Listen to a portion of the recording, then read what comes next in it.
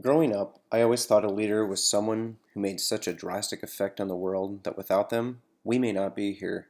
I thought of leaders like John F. Kennedy, Martin Luther King, and Abraham Lincoln. To me, to lead meant you showed others by doing, not just by saying. It meant you stood up for what you believed in, were uncomfortable for what you believed in, and stood out for what you believed in. It wasn't enough just to know what you believed in. Words without actions were just words, but adding a verb made them all the more real. As I grew up, my list of leaders changed. Added to that list was Mahatma Gandhi, Forrest Gump, and Winston Churchill. Something strange stuck out to me about Forrest Gump and Gandhi. Neither one demanded power, abused power, or even wanted power. I started to learn that the true essence of leadership had little to do with power at all. Well, time continued to pass, and while it seemed that my list of leaders continued to grow, the facets of leadership I admired continued to shrink. No longer did it involve power and prestige, but rather humility and faith, boldness and bravery, not a facade with a face. A wise leader once said, "A leader is best when people barely know he exists. When his work is done, his aim fulfilled, they will say, 'We did it ourselves.'" And another, "If your actions inspire others to dream more, learn more, do more, and become more, then you are a leader." 10 years. This is how long I was in the Navy. 10 years of my life that I will never get back, but also 10 years I can never repay. I learned from leaders I hope I never become, and I also learned from leaders that I can only strive to become. I began to learn that a position of authority does not mean you are a leader, and you can be a leader without a position of authority. I continued to see that those setting a positive example were the same ones who were being held in esteem that others wanted to learn from and be mentored by. And I was no different. My thoughts changed from seeking out who is a good leader and began focusing on what makes a good leader. I analyzed actions, behaviors, and personalities. I found that all good leaders led instead of managed. They set the example instead of demanding action. I was forced to take a look inside. Being self-critical is one of the hardest things to do. It was no less difficult this time. I critiqued why I wanted to be a leader and what type of a leader I wanted to be. I had to have a drive to support the passion I had.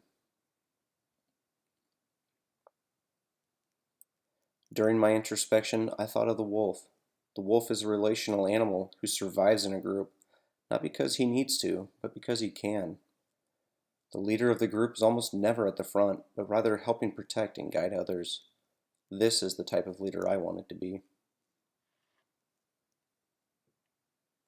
Enter fatherhood.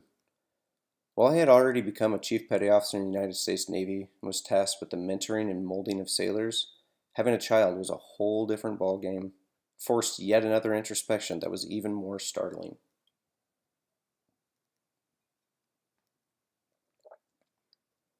I never imagined that someone could look up at me the way my son did. I never imagined that someone would be there every minute, looking to me for guidance, for help, for love. I began to realize that maybe being a father was also being a leader, and being a leader was a lot like being a father. Dwight D. Eisenhower once said that the supreme quality of leadership is unquestionable integrity.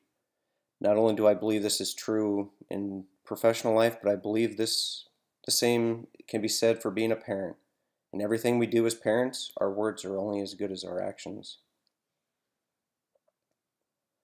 Letting go of mistakes is hard, but it must be done, and allowing others to see our flaws doesn't make us any less human, but rather it makes us more human, more approachable.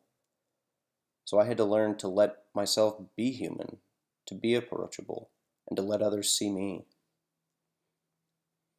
I remember seeing those I looked up to, those that helped shape me. I remember seeing them fall. Some let the mistakes they made define them and even destroy them. The others, the ones I hoped to emulate, they got up. They took the consequences of their actions and they learned. They learned to thrive. One of the hardest things I ever had to understand about being a leader is that you can never always be right. Yes, I said it. I am not always right. Knowing that, and knowing that you can't force your ideas on other people, makes it even harder to admit when you're wrong.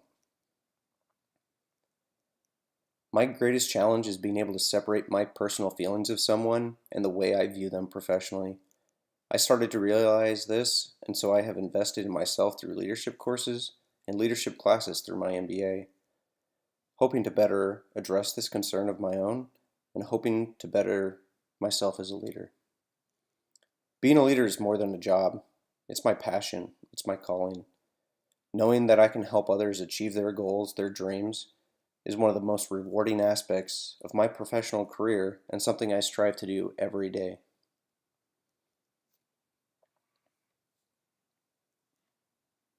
I still look up to some of the earliest leaders I had: my dad, John F. Kennedy, Winston Churchill, and others.